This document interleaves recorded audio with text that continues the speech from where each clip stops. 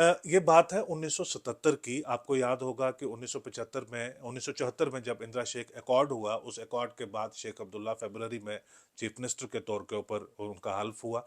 लेकिन तब असेंबली में नेशनल कॉन्फ्रेंस के पास नंबरात नहीं थे, लिहाजा कांग्रेस के ही जो चीफ मिनिस्टर थे सैयद मीर कासिम, उन्होंने स्टेप डाउन किया था। उन्होंने कहा ये असेंबली आपकी है, आप बनिए चीफ मिनिस्टर। यानी एक बहुत बड़ी ये ग्रैंड एग्रीमेंट था, ग्रैंड रिकॉन्सिलिएशन थी, जिसके चलते शेख अब्दुल्ला बने चीफ मिनिस्टर 1975 में।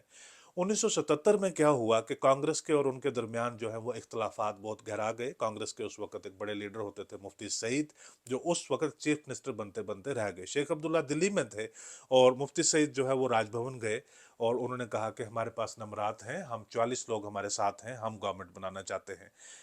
गवर्नर जो थे, जब राजभवन की कहानियां निकल कर आना शुरू होंगी आगे, आपको बड़ी दिलचस्प कहानियां मैं सुनाऊंगा। उस वक्त के जो गवर्नर थे लक्ष्मीकांत झा, उनकी शेख अब्दुल्ला के साथ बहुत ज़बरदस्त दोस्ती थी। इतनी दोस्ती थी कि अगर मरकज़ से उनको कोई हुक्म मिला हुआ है कि आपको शेख के ख़िलाफ़ ये करना है या कुछ, तो वो भी वो शेख को बता देते थे कि मरकज़ से ये चीज़ आपके ख़िलाफ़ चल रही है।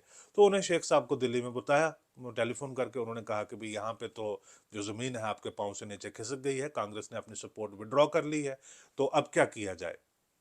तो शेख साहब ने कहा ये तो मुश्किल बन गया। गवर्नर ने ही तजवीज दी शेख अब्दुल्ला को। उन्होंने कहा कि जो जम्मू कश्मीर का कॉन्स्टिट्यूशन है उसकी सेक्शन 92 जो है वो इसीलिए बनी गई है कि यहाँ पे गवर्नर रूल लगाया जाए।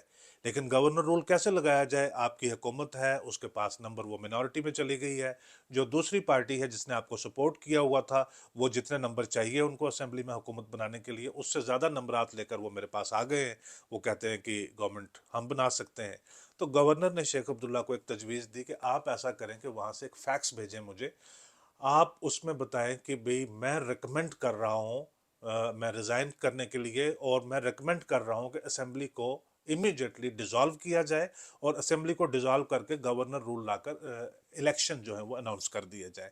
गवर्नर ने ये जो एडवाइस, जो खुद ही उन्होंने बताया कि तरीका ये हो सकता है, ये एडवाइस उन्होंने ली और एडवाइस लेकर तो गवर्नर रूल लगाया। वो था पहली मर्तबा जब जम्मू कश्मीर में जो पूरा जो अख्तियार है, जो पूरी पावर है, जो पूरी एडमिनिस्ट्रेटिव, कॉन्स्टिट्यूशनल, एग्जीक्यूटिव सारी पावर जो है वो राजभवन के पास गई, जिसको आप गवर्नर्स रूल कहते हैं, वो पहली बार तब लगा।